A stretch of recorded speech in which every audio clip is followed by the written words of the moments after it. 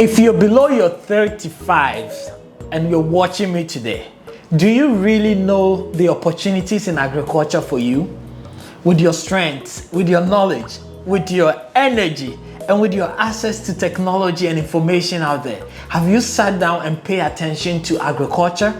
Or when we talk about farming, do you just picture the old man, the old woman holding machete or walking to farm tired, looking dirty?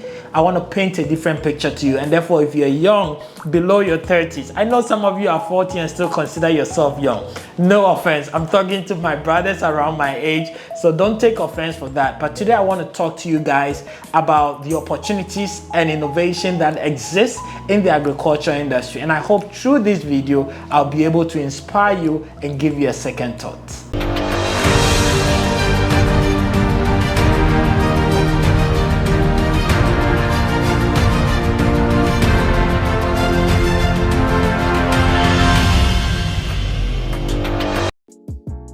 Hey guys, what's up? How are you guys doing? And my name is Fred if you're new to this channel, and welcome to Farming in Africa. On this YouTube channel, I talk about innovative way of farming. I share my personal experience, mistakes, finances, everything that I'm doing in agriculture so that you can have all the information you need at your fingertips to be able to make the right decision.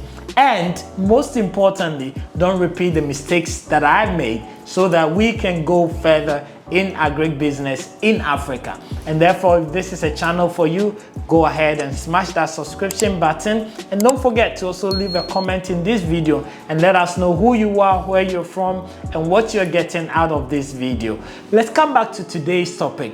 Today, I'm knocking at the doorstep of every youth that is watching me. Right? You might be a father and you have a kid, you might be a brother and you have a younger brother, or you might be the youth that is thinking about what do I do? And as I asked, have you ever considered agriculture? Or maybe you have, maybe you haven't. If you haven't, the question is why. Today, I hope with this video, I'll be able to enlighten you on some of the opportunities that exist in the agric business that you can participate. And if you're already doing it, then what level or how are you approaching agriculture business? And that is why today I want to talk to you guys about. But I can't tell you without telling you about myself, right? So as most of you know, I'm Fred. You know, I'm a graduate. You know, I've started my education. I've studied in London. I've studied in the US. You know, I've done all different kind of courses. I never did agric. I consider myself a business person, an entrepreneur. I've worked in corporate businesses. I've worked in one of the biggest tech companies in the whole world. I've started multiple businesses, but I ended up in agriculture. As a young guy growing up, agriculture was part of my daily life, but I never saw it as an opportunity for business or for something that I will come back to, because as a kid, it was always like a punishment. You know, it's like on Fridays, you're thinking about what you're going to tell your mom on Saturday morning, whether you're sick. And this is funny because this is coming to me. But the trait that my brother and I used to share is, if you want to make sure that they believe that you're sick on Saturday, you don't eat dinner on Friday night, right? And if you don't eat dinner, then people will take you serious that you're sick. So you make sure you eat enough lunch. And then during dinner, you said you're sick, and therefore you don't eat fufu.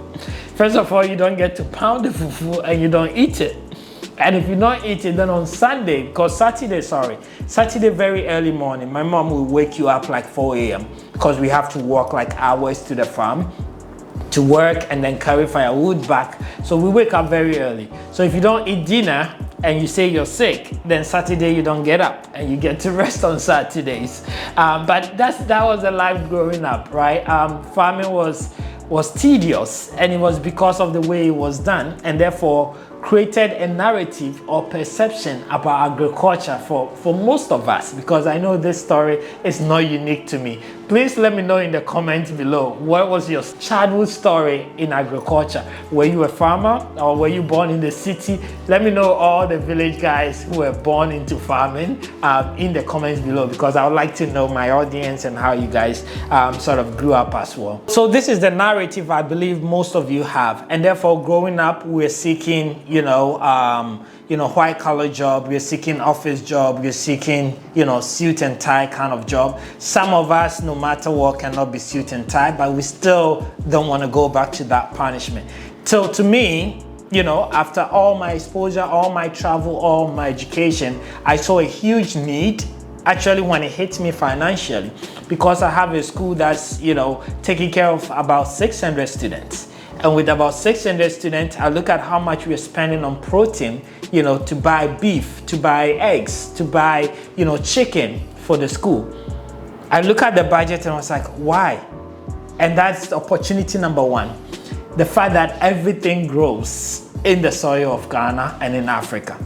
You plant anything at your backyard and it's gonna grow. So that's a huge opportunity. Maybe you haven't sat down to realize. I went to Mexico and I went to, I can't remember this place. It's a very touristic place in Mexico. You guys, the videos. The videos are there when I went to Mexico. And if you've been following me for a while, then you know the video I'm talking about. But I went there, to have a couple of business meetings as well. And I went to a place where they've actually dedicated it to staying and also farming. So you book a place to stay, and in front of you, you have a garden where you need to take care of it. And that's the food that you're gonna eat as well.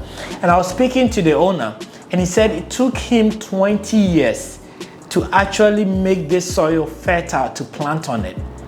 And he will carry fertile soil miles away in a truck and come and pour it on this, right? And it took him 20 years. And when I was going there, I couldn't believe it, because it was very dry, sandy soil. And it took him 20 years to create a fertile soil just to plant tomatoes and to plant okra.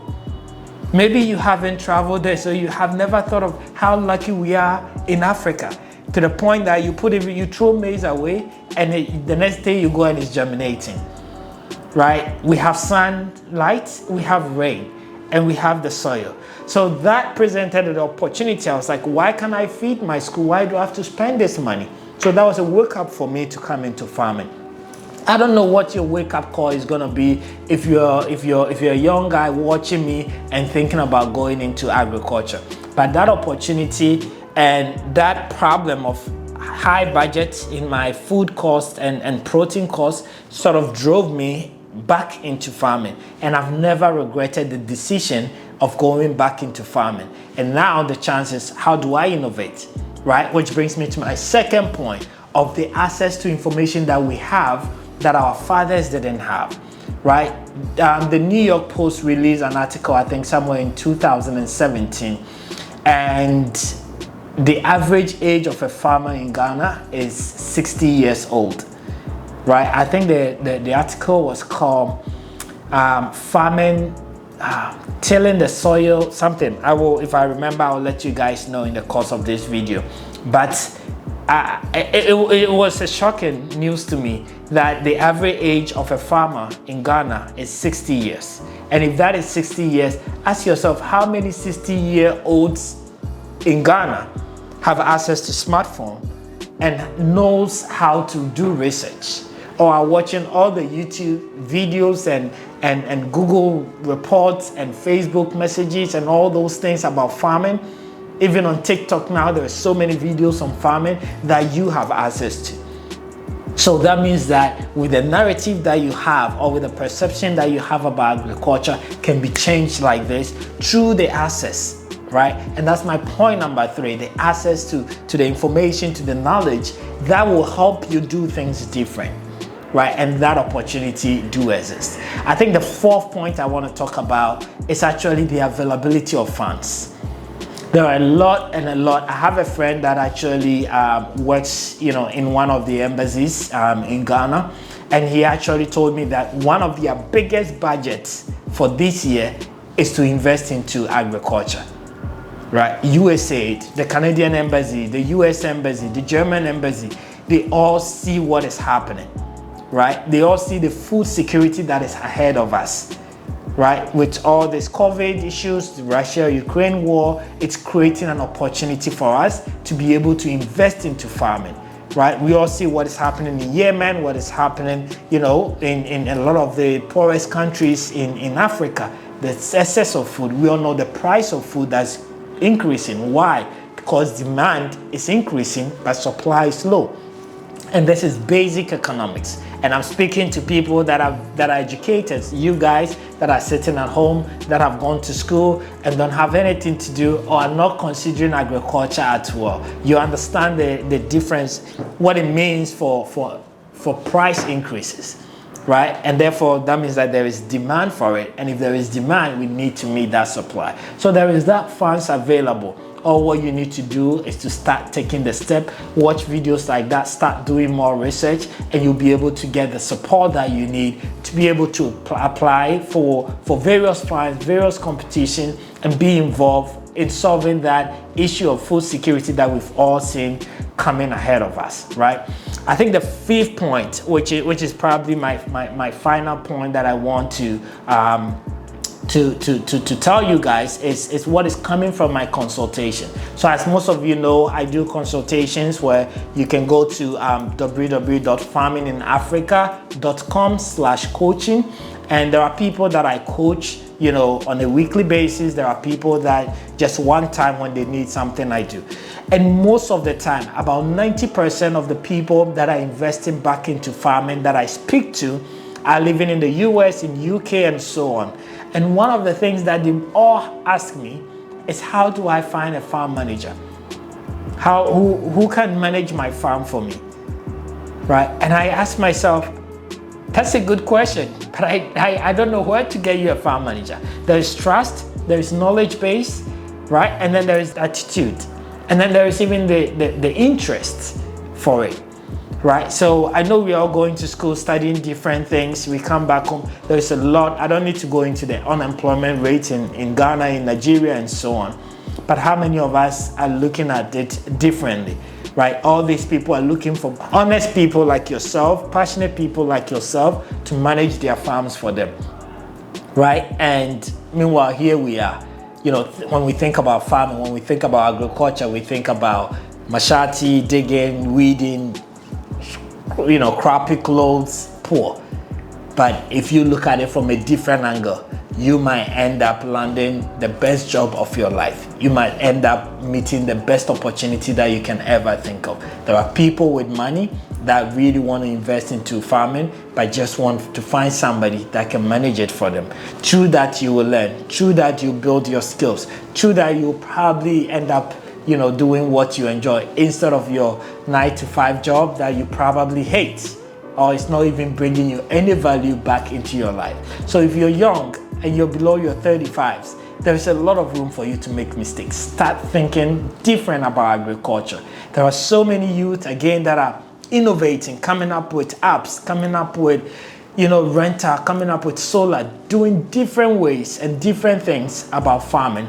I want to encourage you and inspire you today to think about agriculture and think differently about agriculture. You never need to hold machete. I have held it because I like to be hands-on, but I could have been in farming without holding machete, right? Or without actually doing any work at the farm. So there are so many ways we can contribute and be part of agriculture in Africa without what we actually have as a picture or perception about agriculture in Africa. So I hope this helps. I know I'm talking too much, but I get very passionate about this, and I hope you guys have heard me and you will reach out to me. Contact me on WhatsApp. We have our WhatsApp number below all the time. Contact me. Let me know what you're thinking. Let me know how I can help. Let's bring a lot of youth into it. We have so much land. We have so much fertile land. We have good raining patterns. I know we are just entering into the minor rainy season.